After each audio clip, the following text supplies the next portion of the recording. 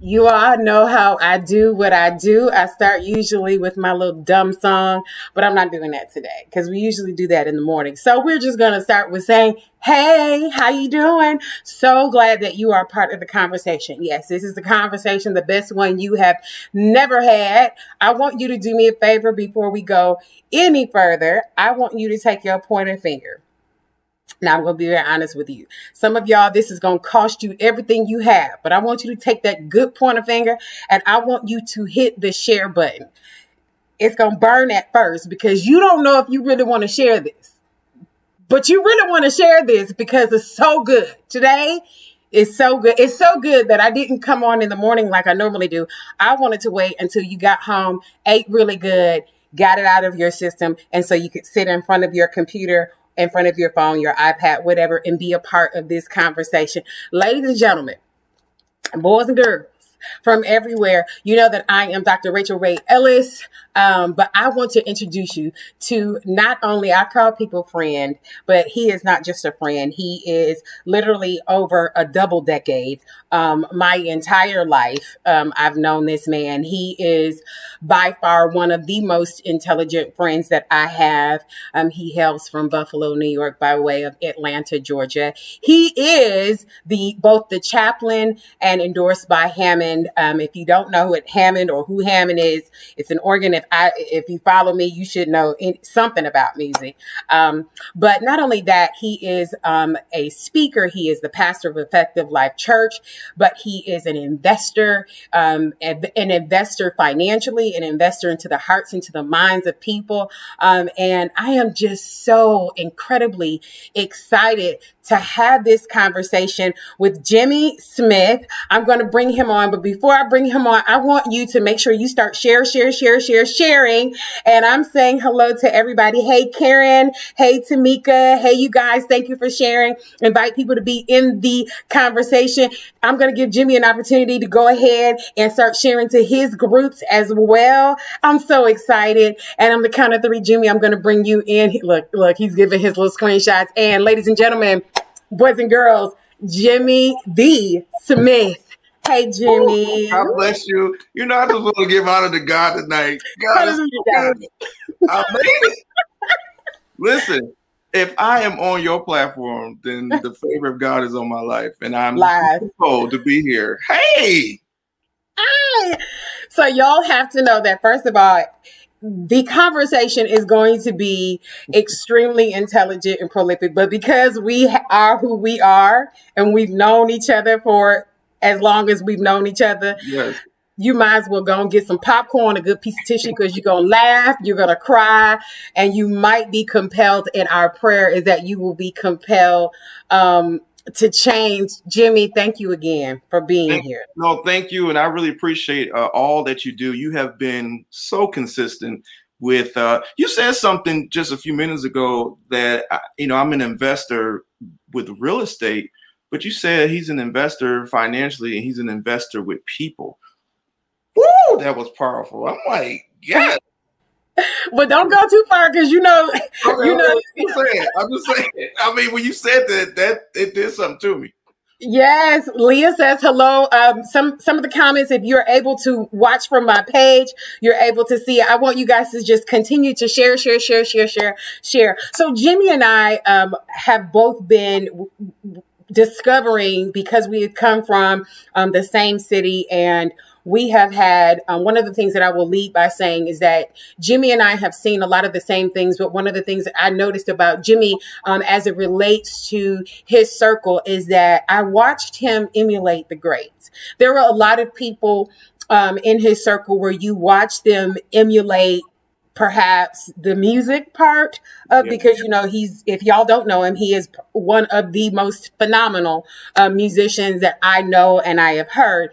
But what was interesting about him is that his circle went so far beyond the music, and I watched you watch the greats, watch how people spoke. Y'all, what you don't know is he was driving a Lincoln when we were in high school. He wore full on suits when other young men were showing up to church in like jeans and Timbs. He carried himself like a multimillionaire because he had something in his mind that was beyond where he was and certainly beyond his circle, which brings me to this tonight and the topic of why we're here today. The topic is called Reboot. And of course, we know what a reboot is: any operating system when it is overloaded with whatever virus. Sometimes they're able to go in and fix it, but then at the end of the fix, they say that we need to cut it all the way off, unplug it completely, and then do a complete reboot, which will start the operating system over, and sometimes with a new software. And then kind of as a subtopic to that, asking the question as it relates to our purpose: why are you here? And I'm not talking about just why are we here in life, but looking at our circle. Why are you here? Mm-hmm. What you doing Right. here? And so Jimmie, I want to kind of like just dive right into it. I don't even want to play any games. Couture is here. She says hello. RD Rita says hello. We got people in the comments that are saying hello, so I want to make sure that I continue to comment while we're in here. But let's just jump right into it and get into this question. When you examine your circle and when you examine your purpose, when you think about that whole scope of the people that you're connected to, talk to me about what your thought process is, especially when we ask that question: why are you here? Well, again, I want to say thank you for having me on. I consider it an honor and a privilege. And before I answer the question or get into it, I just want to say that I used to play for your father and used to play for the church. And I was your organist that, you would sing and I would be on the organ and we would have church way back in the day. And I just honor your dad and your mom and the legacy and your family. Wow. I think I start back there because I think it started then. Like you said, I was driving a green Lincoln. I think my parking spot was right next to your mom's. Was the front of the church.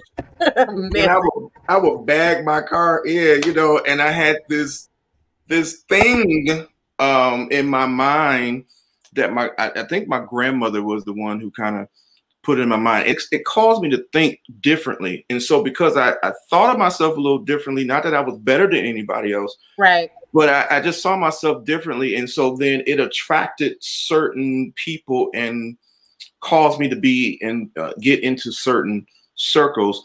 I appreciate and thank God for my upbringing in Buffalo. I'm proud to be from Buffalo, New York. Right. A lot of people have a lot of negative things to say, but I don't. Our upbringing was awesome, and so, but I'm grateful because when I left New York and I went to Tennessee, new relationships started to open up, and I started to get exposed to some other things that were like I didn't see in Buffalo. And so it began to kind of shift my thinking and be quite honest, I had what was called, I call it a mental miracle. And I began to awaken, and I'm still waking up, I'm still going through the process. And so, it's just a thing of being around the right people, calls to cultivate my purpose, which is the real reason, why we do what we do, is to pour into other people so they can dream and live their life. Right. So let's jump into the change, because obviously whenever we relocate, because you and I have that same experience. Right. And I don't take anything from the Buffalo experience either. That's home. I've learned the most about, it's home. I've learned the most about myself, about people. But one of the things that I noticed immediately was that geography does change a lot in terms of perspective.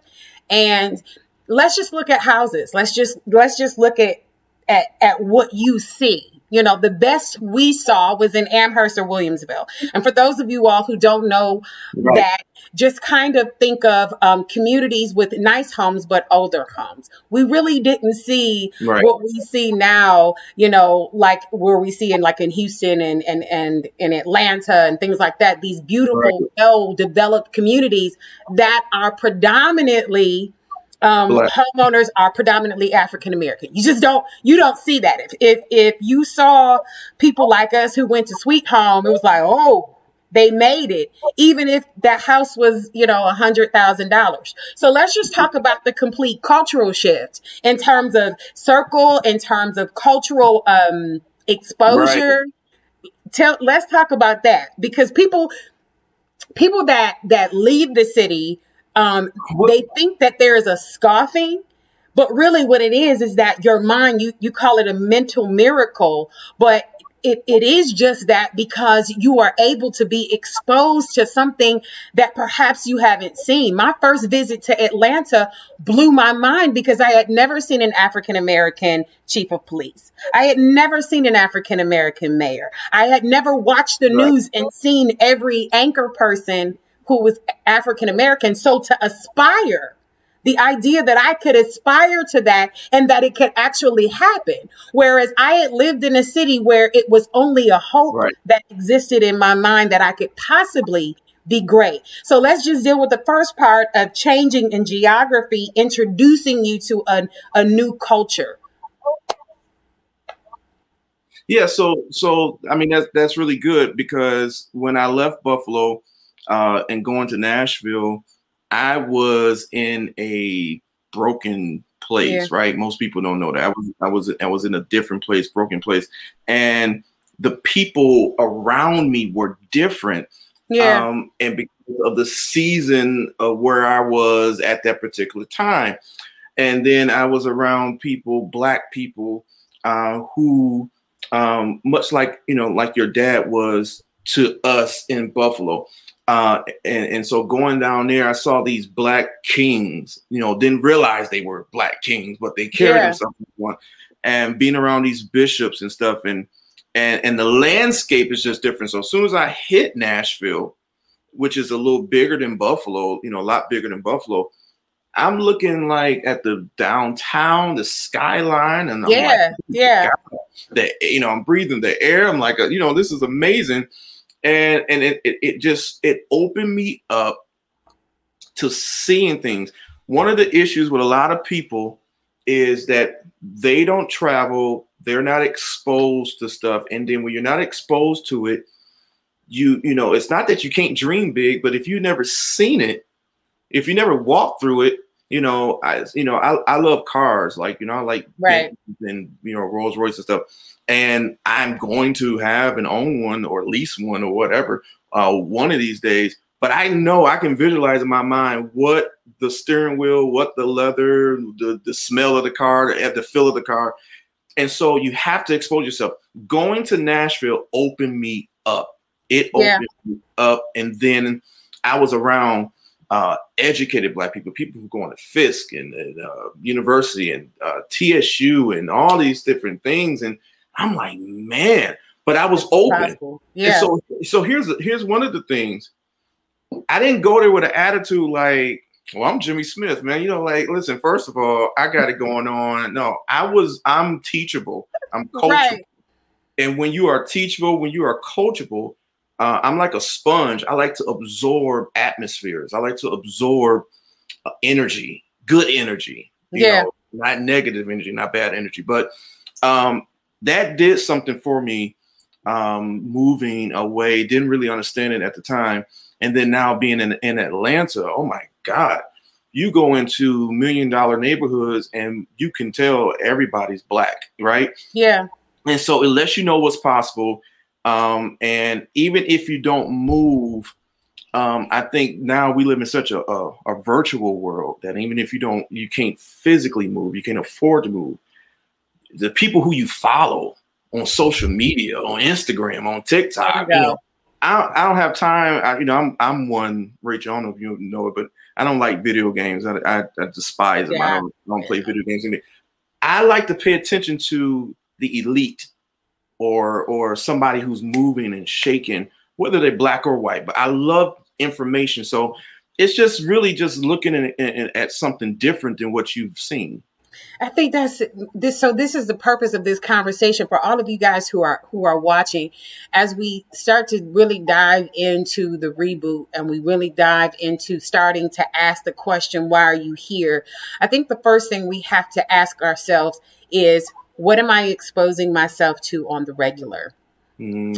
Because in order for me to really begin to define my purpose, whether we know it or not, and there's a couple quotes, Miles Monroe, you and I have discussed this at great length, but this is an anonymous quote. It says, as much as people refuse to believe it, the company you keep does have an impact and influence on your choices. And so a lot of times what we don't realize is not just the company that we keep, but the company, the homes that they live in, and they're satisfied being with where they are. Right. There's nothing wrong with people. Look, if that's what you want and that's what you aspire to. But when I look at my circle, there are three things that I have to ask myself.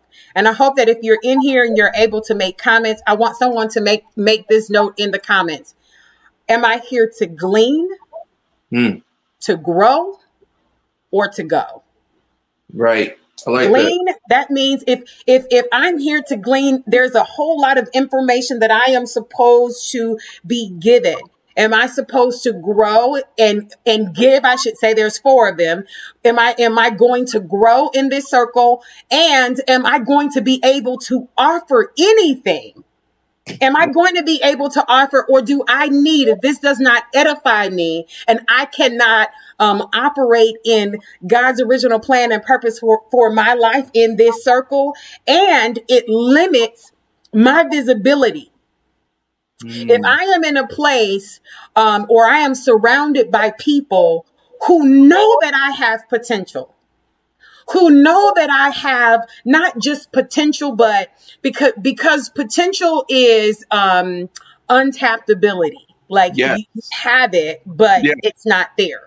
Not only do I have this untapped ability, but I have the stride, I have the wind, I have the ability to get where my potential, because here's the thing. I heard Miles Monroe, I was listening to him this morning, and he said, God never has to work from the ending. So the ending is always determined for us. Right. We just have to figure out the beginning.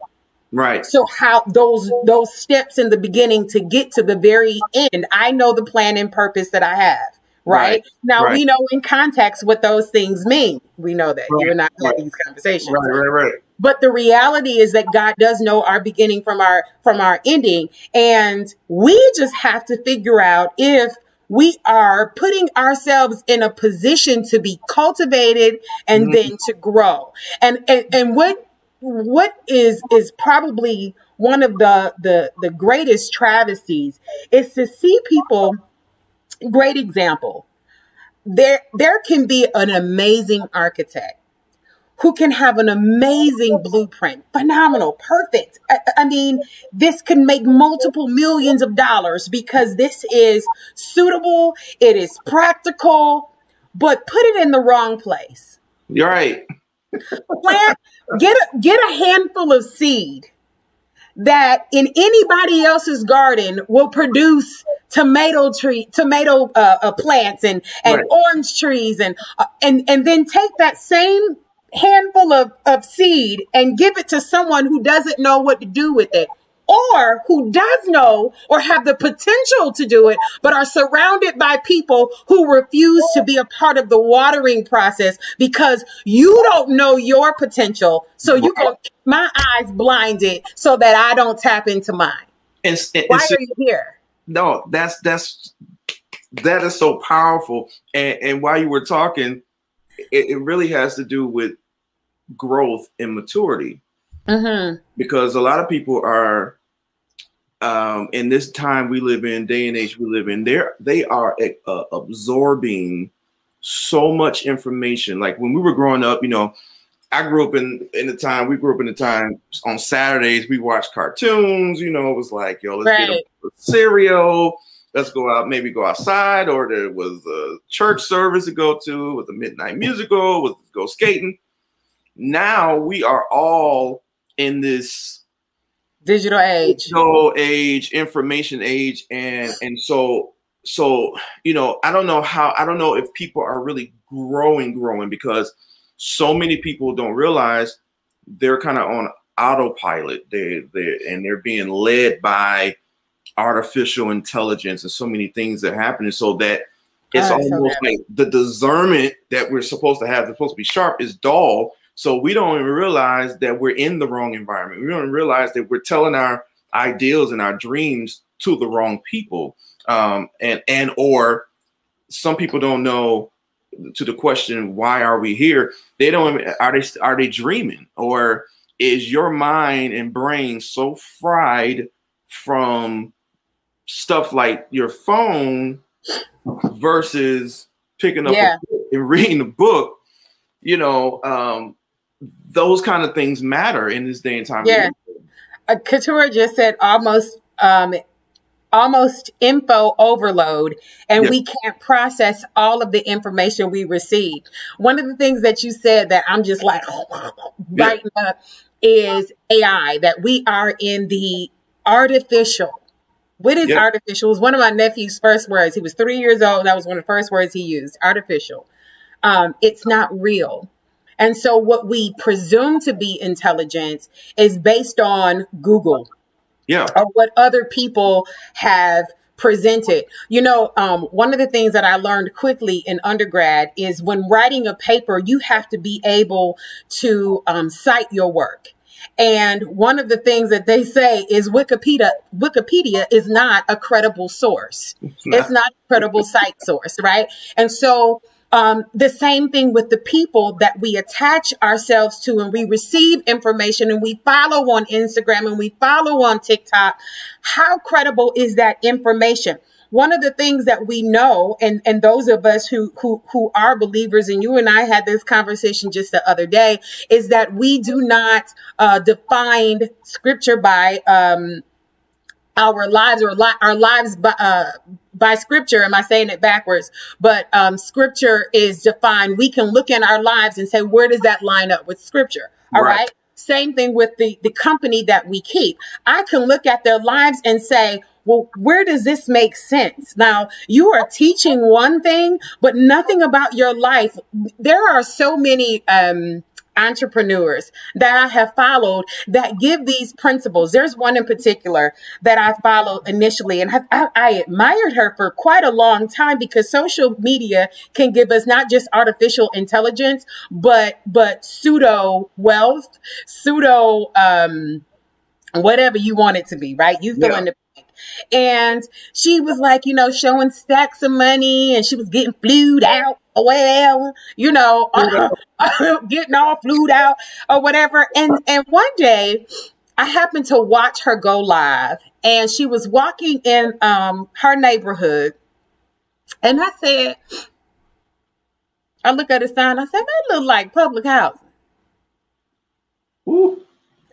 And so I said to myself, whatever, because I don't want to be critical of where people are. But what I am critical of is how we follow what isn't real. Right. And eventually, listen, this looks great behind me, but it's a green screen. And a lot of us are following green screens.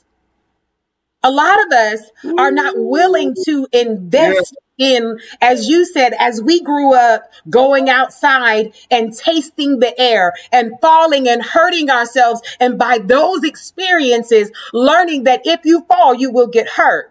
Learning that if I need to read, it's not just accessible. If this crashes, so many of us will be completely lost. But then there are so many of us that know the art of walking into a library, going to the index, trying to find an author's name, picking up a book, walking into a bookstore, and feeding our minds, because long after these things fade away, what I sow into my mind will be able to dictate who I am around. I will be able to discern with my first book, which is the Word, right? I'll be able to Right. to discern their lifestyle. I'll be able to see if this is going to be iron that yours is raggedy, but you got it though. You got it though. You know what I'm saying? You'll be able to do those things, and then you'll be able to effectively, you know, that's your word. You'll be able to effectively ask, why exactly, what exactly do you bring? Right. So this is what's when you talk, my whole brain is like going crazy. So I want to read this. The unconscious mind. A lot of people don't realize how powerful. So, you know, we grew up in church. Love it. So our background is church. Okay. Yeah. Yet there was so much about the mental. There was so much about the brain, and I hear more and more people. I saw Dr. Juanita Bynum. She's like the conversation we had the other day. She's now like teaching. It's like it's so funny to me now. Everybody wants to discover the brain and neurons and all this stuff like that, and they want to talk about it now because it really does matter. But this quote right here: the unconscious mind is able to process 11 million pieces of information per second. Let me say that again. The unconscious mind is able to process 11 million pieces of information per second, while the conscious mind can manage a mere 40. 40, yeah. Right? Yeah. 40, not 11 million, but 40. Here's the deal. What we feed ourselves and what we're feeding ourselves has a lot to do with who we are becoming, who we are, what legacy we're going to leave, the things that we're going to do. If you're feeding yourself the wrong kind of information or negative stuff or just junk, like junk food, right? I want to get a nutritionist now because I realized that, you know, getting a trainer is cool, going to the gym is cool, but I really need to really deal with nutrition, because who you really are is who you are on the inside. Correct. Right. I mean, you know, you talking to me, I'm working on a child. Right. You know what I'm saying? I mean, who we really are is who we are on the inside. And too many times we grow up and we live in this world, in this society, by going, you know, around and looking at what we see other people have. And then we're comparing. A lot of times you're comparing yourself to, well, this person got this, person got that, when we don't even realize that the treasure of who you are is you. Is you. You. It's locked inside it. Yeah. I think when you, there was something that I read not long ago about how many thoughts you have in a day. And I think I love that you break it down to those just little micro, like pieces of information. You have about 6,200 thoughts a day. Now, of those thoughts, what's conscious and unconscious determines, like what you said, you're putting inside, and then the information. So you could have multiple pieces of information that roll through your mind, which is why you see so many people, like you said, on autopilot, that are literally living their lives in cycles that can't be broken, primarily because, as we started this conversation, of geography, the circles that they've been running in their families that they haven't been able to break out of. They've never seen anyone in their family reach a level of success, and not even reach a level of success if they've never seen it to aspire to. How can I reach for something that I've never seen? So I'm glad you're right there. So so at the same time, I want to say this. This is so good. Because as I am and as we are evolving, me and you, right? We're just evolving because we eat from a different kind of table and things. I'm also realizing that everybody may not be there or they may not realize it, but even if I don't see it, we got to realize that when the Bible tells us, and I believe in Genesis 1:26, when the Bible talks about that, he said, well, let us make man. First of all, man is a spirit. the body and the human was not formed until Genesis 2 and 7. He says, let us make man, and let's make man in our image and in our likeness. Okay. There is so much inside of us as human beings. I ain't talking about just church folk shouting and dancing, speaking in tongues. Just as a man and a woman, he made male and female, and he blessed male and female.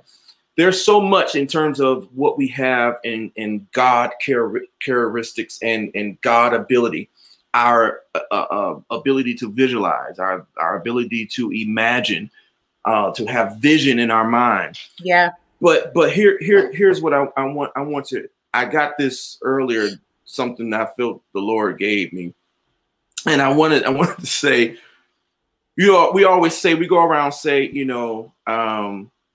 what you see is what you get.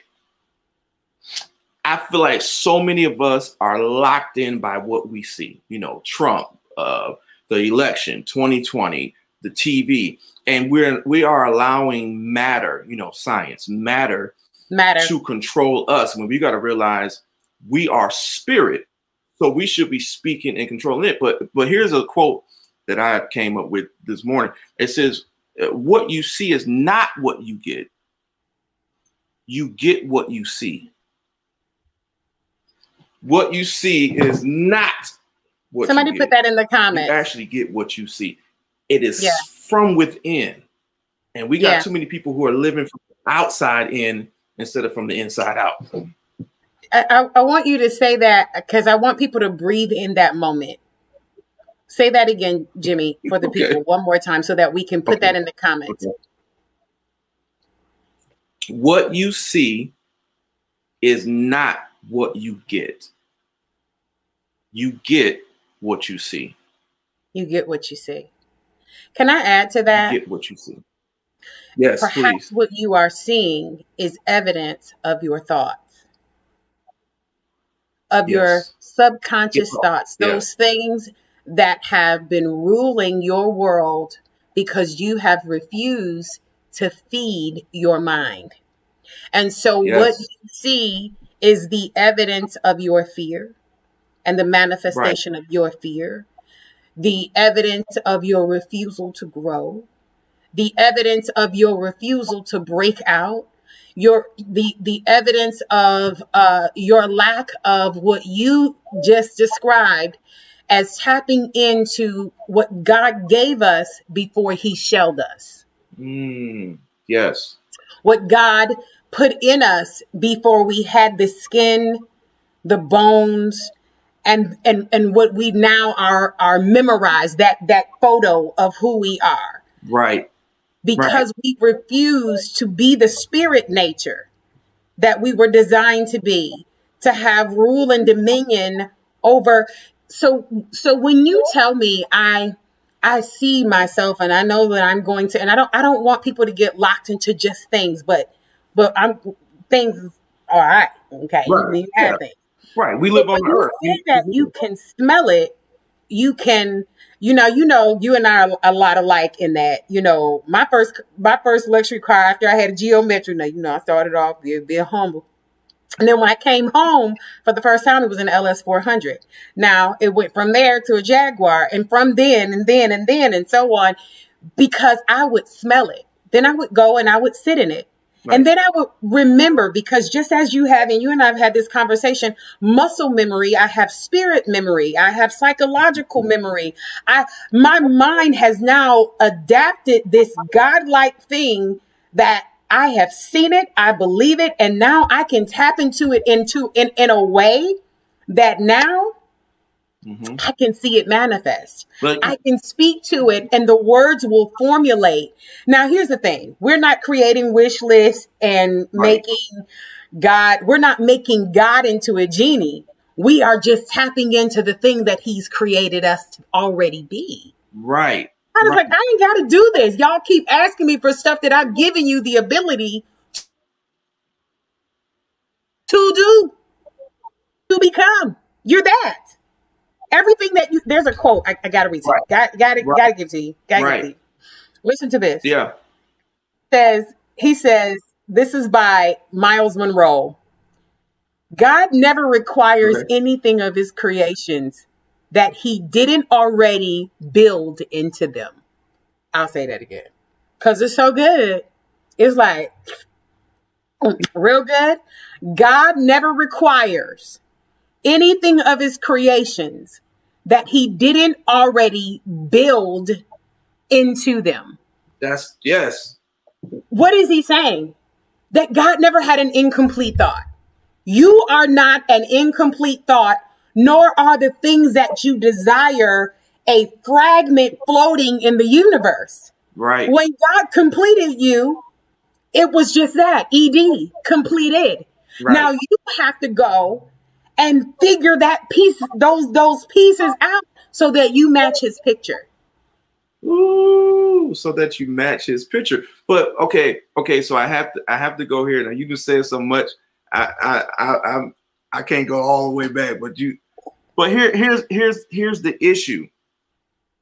The issue to what you just said, and I want everybody who's watching this tonight and who will watch this or watch the replay.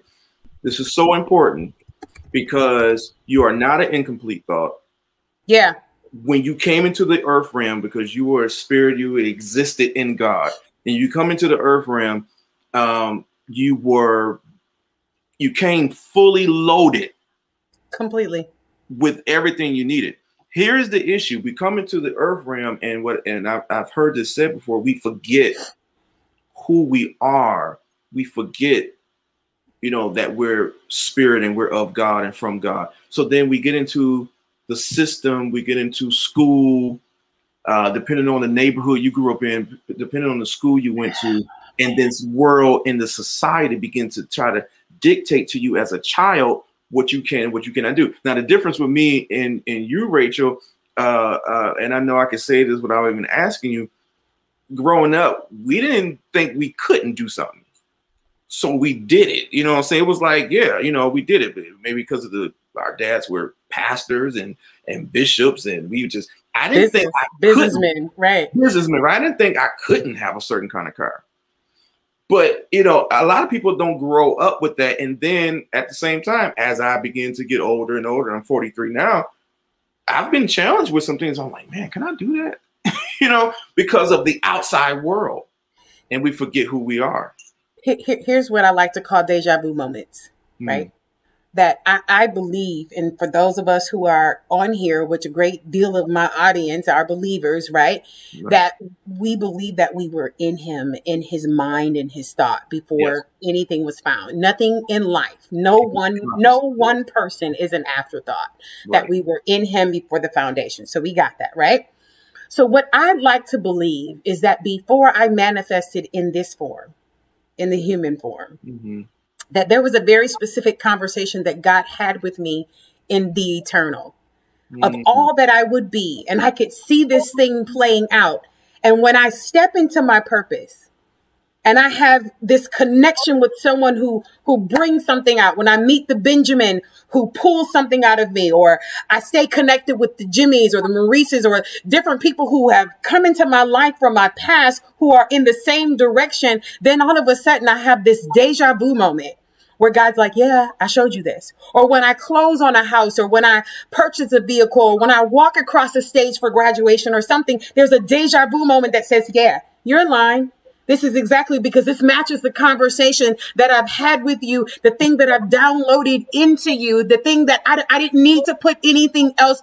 When he created humanity, when he created everything with seed in itself. Right. It's already done. It's already there. And that's not a cliche. The ability, when I say the seed in itself, it is the ability to grow, keep growing, and create fields of growth. Right. Legacies of growth. And it's already there. Right. That's super powerful. But so here I want to add, as we're adding, right? Because here's another thing.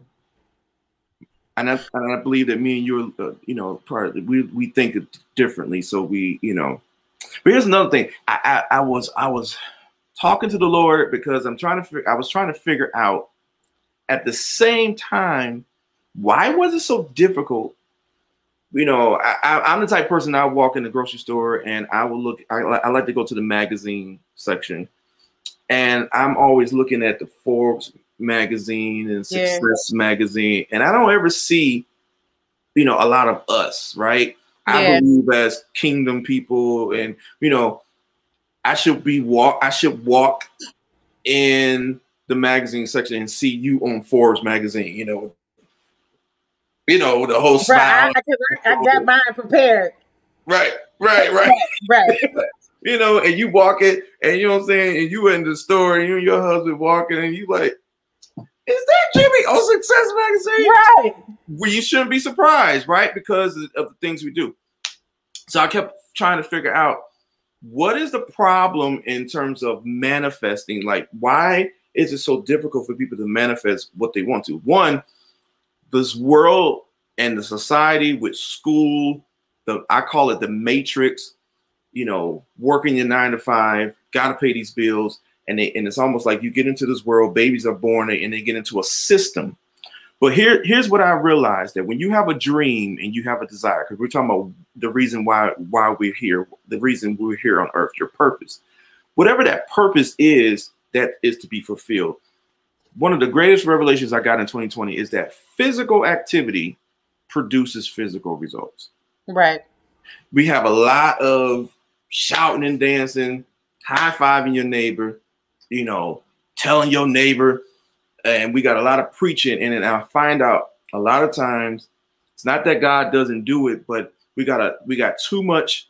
Okay, God gonna do this, God gonna do that, God gonna fix this, God gonna pay my sweaty and disappointed. God gonna make me lose weight, God gonna fix this, God gonna fix my marriage, God gonna do this. Physical activity produces physical result. When you want to see something, it is in the fact that he's already done what he's going to do. You got to put in the work. Yeah. So here's the thing. Purpose doesn't make life easy. It just makes it possible. Right. Exactly. And possibilities are realized with activity. Mm-hmm. So purpose makes things possible, and possibility requires activity. And what we want, and this is just the culture of poor teaching, is poor teaching. Yes. Yeah. It's not just a culture of poor teaching from a spiritual standpoint, but it is the lack of fathers, the lack of mentors. I can't, not just fathers in spirit, but real physical in the house fathers. Yeah. There is a lack of mentorship. People who will pull your coattail, and that's men and women. There's a lack of support, right? I mean, because there is this fear that there's only enough for you. There's only enough for me, because we come from a history of scarcity. Let's just be honest, right? And so when you come from a history of scarcity, even serving a God of more than enough, it doesn't seem realistic for so many people. And so it feels better. So you get the euphoric feeling of going to church and dancing and shouting and getting excited, but you never tap into it, because after all of that exercise and then the chicken dinner afterwards, or meeting up at Applebee's or whatever, after all that sweaty, you don't know how to apply anything. It's just a bunch of things that make you feel better, but you can't do better because you don't have mentorship. You don't have truth. You don't have. So people would rather teach you how to be emotional than to be practical. People would rather show you how to quicken in the physical than to quicken to move out to actually start to do better, or to read a book, or to follow teaching. I listen to my husband's teaching, and he is like a biblical, like, if it ain't word, like we argue sometimes, because I'd be like, well, the psychology is like, well, where that line up?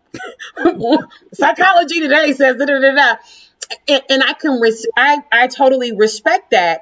And here's why I respect it, because we were not, thankfully I had that, but we watch so many who are disillusioned and who are frustrated and who have so little, because all they were taught was the emotionalism. And then they're saying that God is not real, or that faith is not possible, or that I can't I can't see what you guys see because they've never ever had the mentorship, the leadership, or those who were courageous enough to say, I don't know.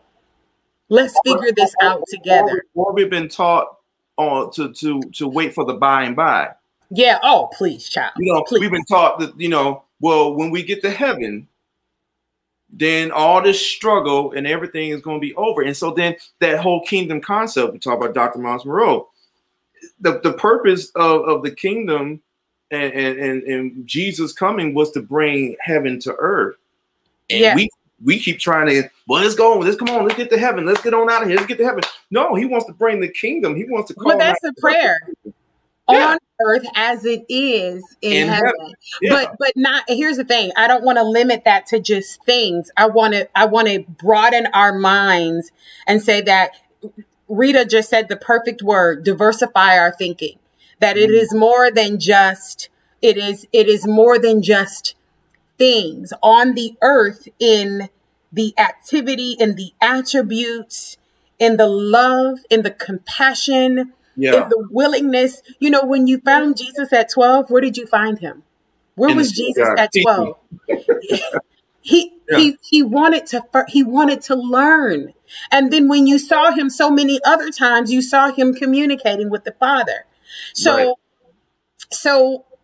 these are the principles that we have to learn as we discover our purpose. There's a person in my background who is almost itching, I feel like, to say something. And he can put it in the comments. Benjamin is in our ears, and that's your husband, Reverend? Yeah. You already know how that goes. He's just like itching. But I just think it's such a, I think it's just such an interesting, and I think we need to just continue these topics. But another quote that I wanted to share today, and then I'm going to kind of shift the conversation, because I want to help people. You know, I don't want to leave people with a bunch of information. I want to be able to help us. It says, God predestines everything so that the purpose precedes the destination. That's beautiful. I'll say it again. That's so you know who it was. This is probably one of the most well-written. God predestines everything so that the purpose precedes the destination. It's already there. It's already in place. It's so as I ask myself in the circles that I'm in, and I challenge everyone who is watching right now, whether you watch now, you know, I say this every time. Okay. Whether you watch now or you watch later, the question that you need to ask yourself when you examine where you are now, the people that you've surrounded yourself with, what you're looking at here, is why are you? I don't care if it's a social media figure. I don't care if it's a friend that you've had your entire life. If you've been invited to a group or a circle, I belong to a lot of social circles. And I ask the question now, why am I here? But I also ask, as people enter into my life, why are you here? What purpose do you serve as I get to the destination?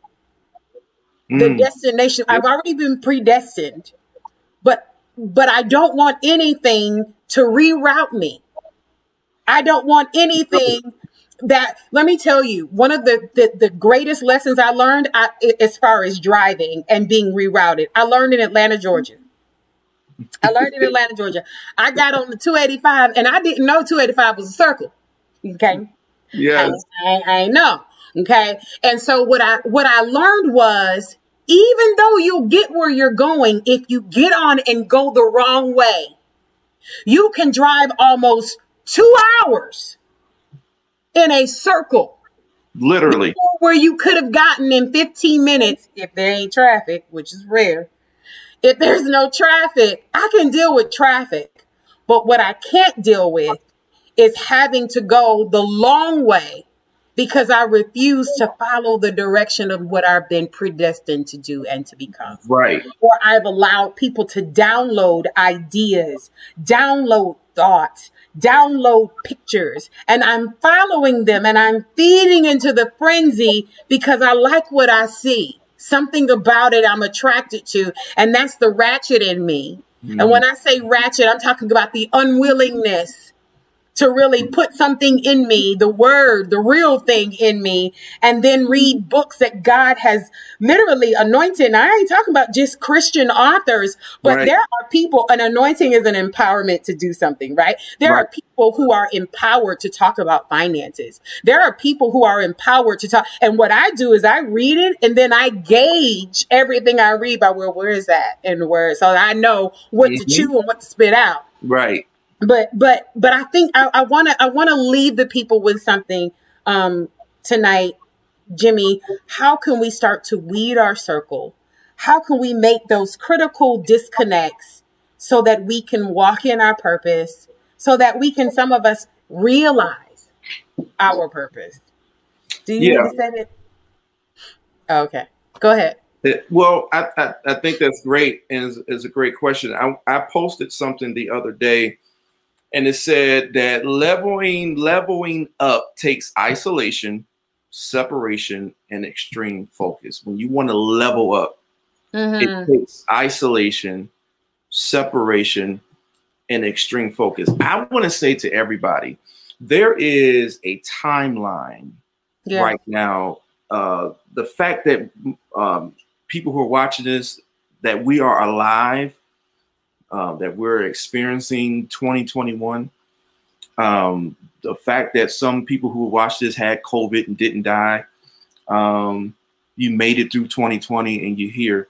The purpose that God has placed in your life is very serious. It's huge, because so many people who you would think would never die. I mean, young people. A pastor friend of mine just passed away, Pastor Michael Green, Virginia, and he was like 51 years old. Like he was close. He's somebody who I knew, and so the thing is, you have to really come to a place where you become so focused. Like I'm telling you, Rachel, right now I'm in a place. I'm 43. I'll be 45 in 2 years. I'll be 50, and so on. Whatever it is that I need to do, I don't want to be rerouted. I want to do it. I want to make it manifest. I want to make it happen. It's going to cost us cutting off some people, cutting off some relationships. It's going to cost you really disciplining yourself. And a lot of us, we don't operate in the area of discipline because of the times we live in. We have to get so focused on, and hear me when I say this, because this ain't really, we ain't really trying to be churchy tonight. I just want to, I'm just giving you, and Rachel, I want you to clean this up when I say it, because it's going to sound bad. We need to become somewhat selfish and very focused on me. Because if it's almost like, they tell you when we used to fly, if something happens in the airplane and you're sitting with your child, they tell you to put that face mask on yourself first before you can assist. And we are operating on trying to do everything for everybody else, and we're missing out on the main thing. Until you are better, things cannot get better. Until you are rich, I can't worry about everybody else being rich, because I can't help nobody else if I haven't helped myself. We have to be better. We have to repair ourselves. We have to reboot. Even people don't realize going to sleep at night is rebooting. It's recharging yourself. And so I know, from religious and traditional teaching, that what I'm saying sounds real selfish. It sounds real whatever. But it's a biblical principle, Jimmie. And here's where it is. It's when Jesus goes off into a faraway place and he prays. It's where he's on the back of the boat and he's sleeping and there's a storm, but then the text starts where he's sleeping. Yeah. It always starts with him getting to a private place to be able to give at the capacity that he gave. He had to reboot. Mm. The question that we have to ask ourselves are we just, I can press my button and I can put my computer in sleep mode, but that's not a reboot. It's not. A reboot is complete shutdown. Yeah.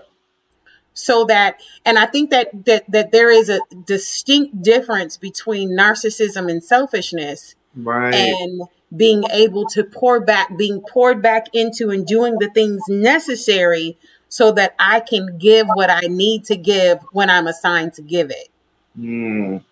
That's good. And that's it. Ladies and gentlemen, listen.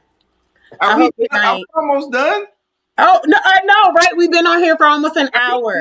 I got some more to say. Hey, you're okay. No, it can be edited. Anything can be. We're live. This is what it's about. I do want to share some of these comments tonight, where people are asking.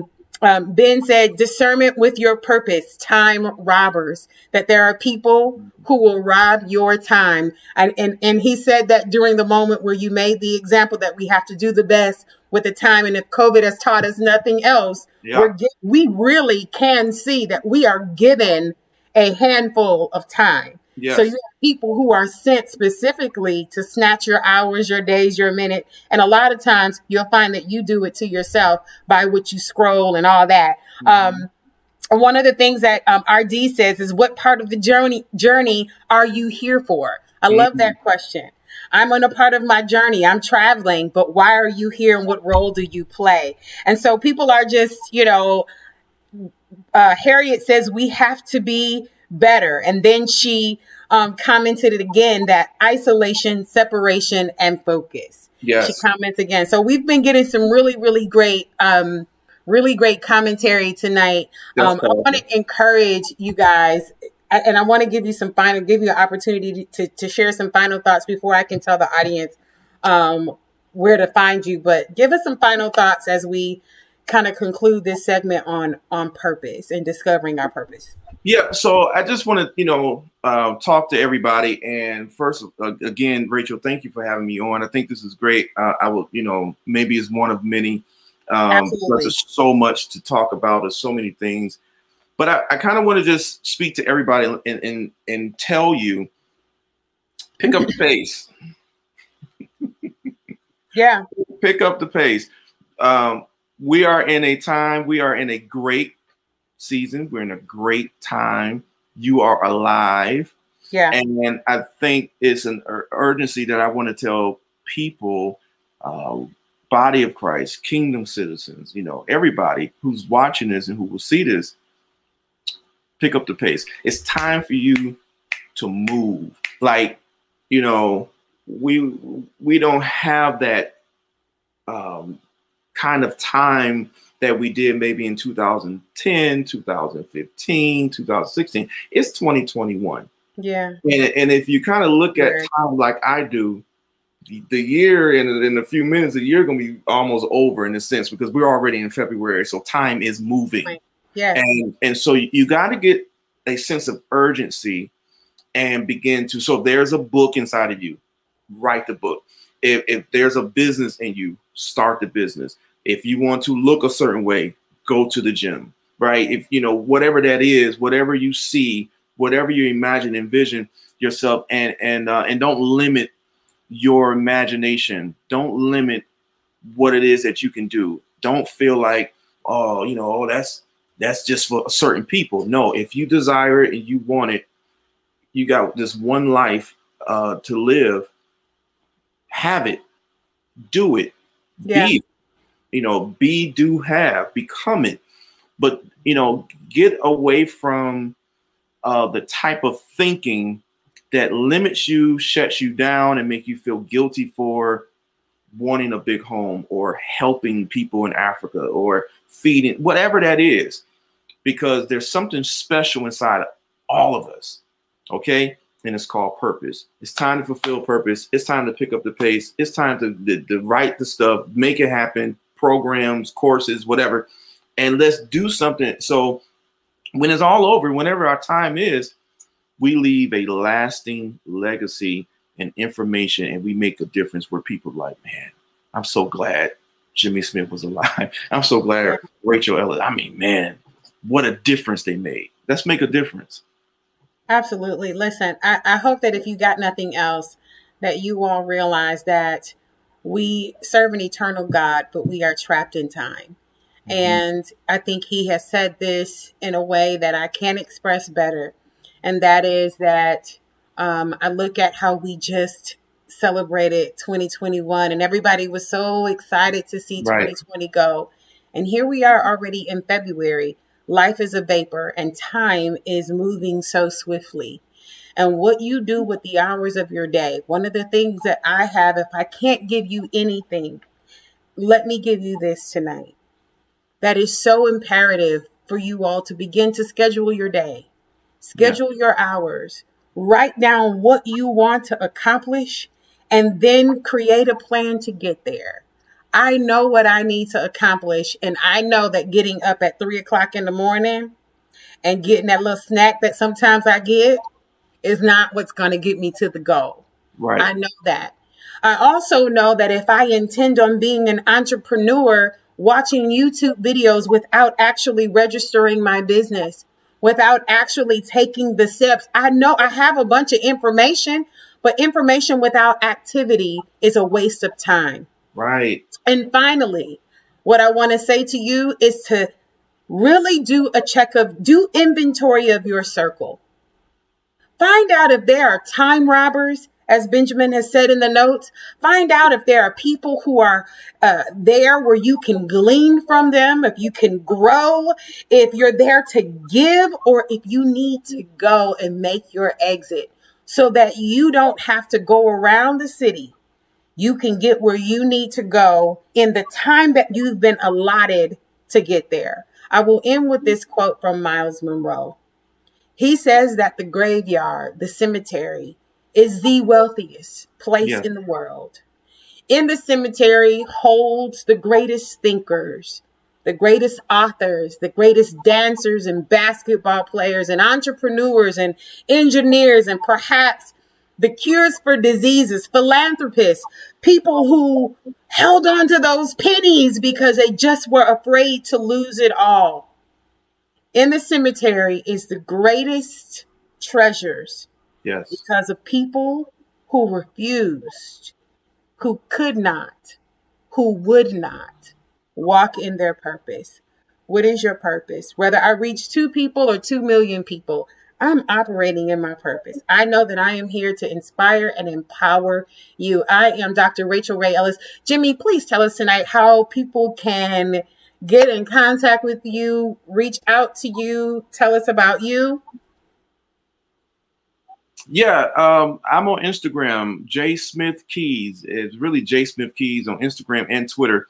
But if you want to connect and follow me on Instagram, J Smith Keys. And I'm super excited about tonight and what you're doing because you have so much wisdom and so much information.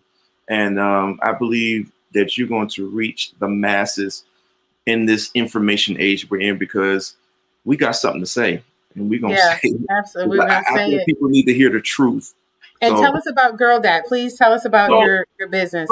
So I own a company called Girl Dad Buy Houses. Everybody know I got a little girl named Megan. She's 10 years old, and about 2 years ago, I would ride around in the neighborhoods, and she would write down the addresses to different abandoned, vacant homes, stuff like that. So if you know anybody who's about to go into foreclosure or going through a divorce or maybe they inherited unwanted property or they just need to get out of it quick, we buy them cash. So you go to girldadbuyhouses.com.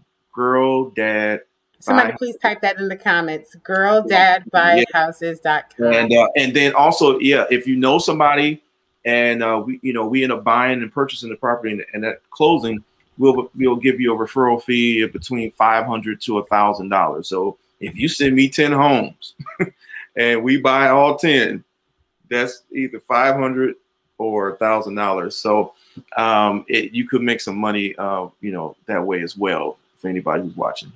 Absolutely. I absolutely love that.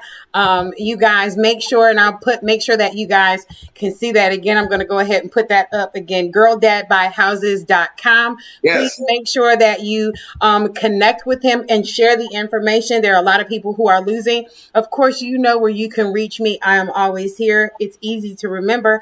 I am Rachel Ellis. If you have an issue trying to figure out how to find me, you can go ahead. What side is that? It's over there. It's in your screen. Jimmie, put your finger up.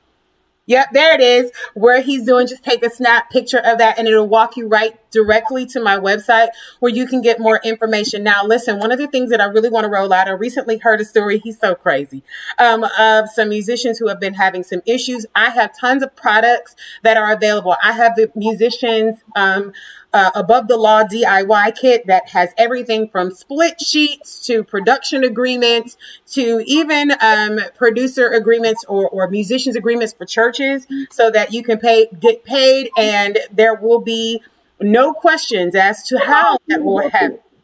Oh, yeah. And it's everything. That this kit is so huge. It's not just for producers. It's also for artists. There's booking agreements in there. It's as ironclad as you need it to be. Literally lines in there that basically say rain, sleet, hail, or shine. We need to collab on that, because yes, I'm a little bit of a genius. I got something called the Musician's Pit. Okay. And we need to. Yeah, so y'all get that. It's all there. Of course, there's a DIY credit repair kit. I've got hair products, Infante Boutique. I am Rachel Ellis, Jane of all trades. I want you to know that you can see it all and you can do it all. And if your mind can conceive it, it is definitely possible. Don't let anybody talk you out of your guaranteed destiny. I love you guys. Tonight was amazing. Thank you for being on. Jimmie, you're going to stay on so we can do a wrap. And good night, everybody. We love you immensely.